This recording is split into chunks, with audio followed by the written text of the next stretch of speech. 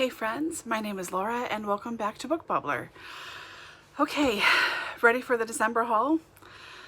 I sincerely hope that I won't have any more hauls like this in 2022, but I know myself enough to not make that promise, so I'll just hope that that's how it works out. Okay, so jumping right in, I bought a bunch of books at my library. We used to have a monthly book sale that was like 2 or 3 rooms. It was massive, but with COVID, you know, now they just have a set of shelves up all the time. I made the mistake of looking at them, and then they were wheeling out carts when I was there too of stuff for sale. I was like, oh, I'll just see. And then I bought a bunch of books because I have no chill. So I got, didn't do anything to these yet, obviously. This is Mary Bloody Mary by Carolyn Meyer. It's a J, which is like middle grade novel-ish about Mary Queen of Scots. Then I got The Rich Are Different by Susan Hawatch. I have a couple others by her. I think they're all in mass market though, so I'm very happy to have this copy because it's, even though it's tiny print, it still is tiny print. It's much easier for me to read this than a little mass market. So I got that one. They had some Barbara Michaels, and I am a sucker for her. I loved her when I was growing up, so I got a copy of Here I Stay. Into the Darkness, great 90s cover. And I thought there was one more. Nope, there is not. I lied. Okay, here's another Susan Hawatch. Hawatch? I like to say Hawatch because I'm immature. This is The Heartbreaker. It's a newer novel by her. I thought she wrote like in the 60s and 70s and wasn't writing any longer, but this is from, I think, 15 years ago. I mean, it's newer than I expected. So, you know, what the heck. Then I got Chick Lit. I don't mind that term. Highland Fling by Katie Ford. So, then I have a Nora Loft's book, Hauntings, Is There Anybody There? 12 Ghost Stories. And then I have another of her, which is just in like a bind up. It's called The Homecoming. They had a couple others, but I thought that's now the third book I have by her and I haven't read it yet, so try and calm down. And then I got this one, The Master of Aysgarth by Margaret Mayhew. It seems kind of in the same thing, historical fiction, 40, 50 years old maybe, Welsh. I'm here for it. And then, I don't know how I did this. I mean, I do. But I have 2 copies of Rose Cottage by Mary Stewart. One is an ex-library copy from I don't know where. Doesn't matter. And then this is just a plain hardcover someone else had. So I'm not sure how I did this, but I did it. Oh well, right? Okay, I think that's all the library books. Then, oh no, that's not, I lied. They had a copy of Skipping Christmas by John Grisham. And I can't believe I found this. This is the British edition of Lincoln and the Bardo by George Saunders for a whole $1. Now it's not in brand new condition, but for $1, I don't care. I don't care. I was delighted by that. Okay, I think that's now all the rest of the books. Okay, let's... okay, so these are all books I got. No, these are not. Got for Christmas. This is just a notebook my friend Michelle got me, but it cracks me up. Erotic fan fiction, private, keep your filthy hands off. This reminds me of Tina from Bob's Burgers. So, because she's always writing erotic fan fiction. If you're a fan of the show, you already know this. So it sort of reminds me of that, but also Michelle likes to tease me because I read smut. So this is perfect. Little line notebook. Thank you, Michelle. I am delighted with that purchase. And then she also got me the spell book for New Witches, Essential Spells to Change Your Life by Ambrosia Hawthorne. Yeah, so I have this now, which I'm excited to get stuck into and try some things. Then from my mom, I got Dear Mrs. Bird by A.J. Pierce. I thought this was a standalone, but now there's a second book out already. This is World War II, historical fiction set in London. This woman tries to work for an advice columnist, and she doesn't want to deal with the gross or unwed mothers kind of help advice things, so the girl decides to do this, secretly respond to them and see where it goes. So heard good things. Then I also received Casting Sacred Space The Core of All Magical Work by Ivo Dominguez Jr. I picked this for myself because I wanted to get something about like guarding spaces and things, and I can't find my notes from classes I used to take about how to set things up right, so I thought this would be a good place to start. I've heard good things about the author's work. And then this is the 5th and last book in the, was it Stoker? Yeah, Stoker and Holmes series. This is The Zeppelin Deception by Colleen Gleason. It's a YA series set in a steampunky alternative Victorian London. And a young man from like the 2010s accidentally time travels and meets Stoker and Holmes. Why can't I remember this? Their granddaughters. And I remember them talking. I just read the first book, but it was good. My mom read it too and liked it a lot. But he has his like smartphone with him, and they're like, "What's this black brick with the mirror? Why do you keep touching it? Like they're on buttons, you know?" So excited to see how this will wrap up eventually. And then my friend Jenna got me these 4. The Things You Can See Only When You Slow Down by Heyman Sunim. So it's a little advice thing about how to take it easy. There's illustrations in there, and yeah, this will be very nice to dip into. I could use it now.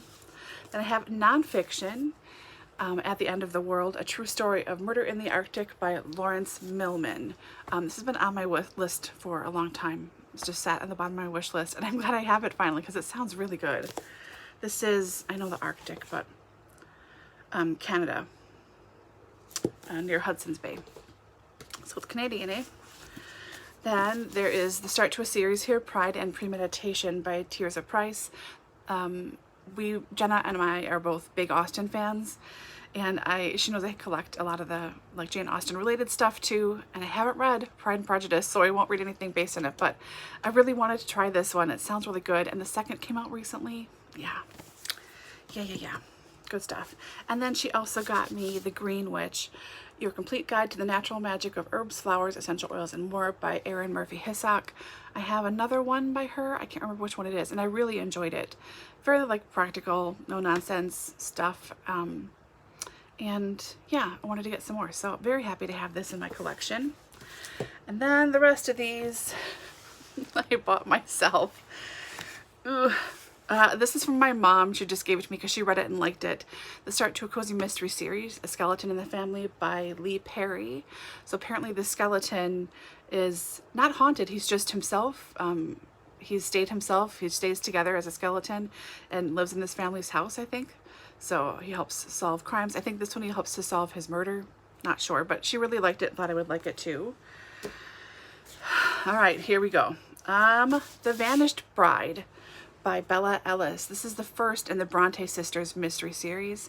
So I don't know if they all take turns, and Emily has a book, Charlotte has a book, not sure, but the real Bronte sisters investigate mysteries. So, I mean, what can be bad about that, right? And I couldn't help myself at Barnes & Noble. I shouldn't have been there in the first place. That was my first mistake. But this is Just for the Holidays by Adriana Herrera, which I really like her work. I've read some short stories of hers. Really enjoyed it. This is from November of this year. I missed it somehow, which is fine, but it's a desire book. So looking forward to that one. And then don't judge me. Add that to the pile. I didn't even take this out of the wrapping yet. So I bought this used. It's Fortune's Children, The Fall of the House of Vanderbilt by Arthur T. Vanderbilt II. I am really interested in Gilded Age New York and Rockport and the 400 and all those mansions and those super rich people, and I'm really interested in that stuff. I don't know why. I just am, and I always have been. So very happy to find a really good copy for not too much money. Again, there's some more in here that I was just trolling through Amazon used, and I'm trying to find copies, and this is one of them. So looking forward to that chunkster. Okay, Redeeming Your Bloodline, Foundations for Breaking Generational Curses from the Courts of Heaven by Hervoj Serovina and Robert Henderson. This was recommended to me by a newer healing person in my life that she thought I would enjoy this, and I just got it. Someone gave me an Amazon certificate for Christmas, so I just bought it, and I didn't know it was religious, which is fine. I'm just not a religious person myself. So I'm curious to see what this will be like, really. I'm looking forward to reading it. That goes for any of them. Okay, then I have The Hanging Tree by Ben Aranovich. This is the 6th book, I want to say. Yep, in the Rivers of London series. I have books 1 through 5 and 7. So I thought I might as well get this one. And yes, they're all unread. Yes, I realize that's not a great thing, but it's me. What do you guys expect? And then I was ordering stuff from Blackwell's for Christmas for my mom, and this just happened to jump in my cart. I don't know how it happened, but this is Page Toon, 5 years from now. My wonderful friend Emily at Novell Novels loves Page Toon, and I know I had asked her where I should start with reading her books. I think she said it didn't really matter, it could start anywhere, but this one was the cheapest, so that's how I decided on this title. But yeah, looking forward to that eventually. Oh my god, I hope those things don't fall over. Okay, then book of the month.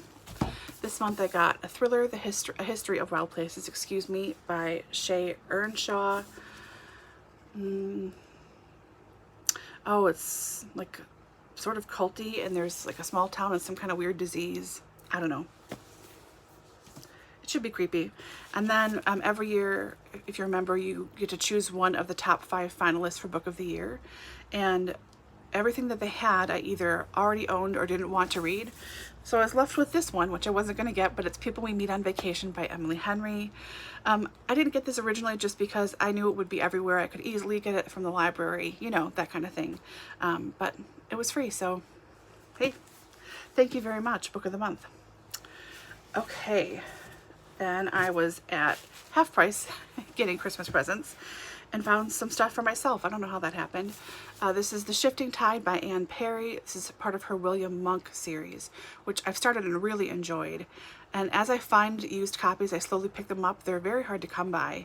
There are tons of her Thomas and Charlotte Pitt series, which I have a few of, but I'm trying to get the William Monk ones. So this is, I don't know, did I write it in here? I did, number 14. So I have this whenever I get there. I have to make a new pile now. Never heard of this before, but why not? Samantha Young, Much Ado About You. So this young single woman, she's in her 30s, lives in Chicago. She needs a break from her life, and she goes to Scotland, England, I don't know, somewhere in the UK. Yeah, England. Yeah. No, yeah.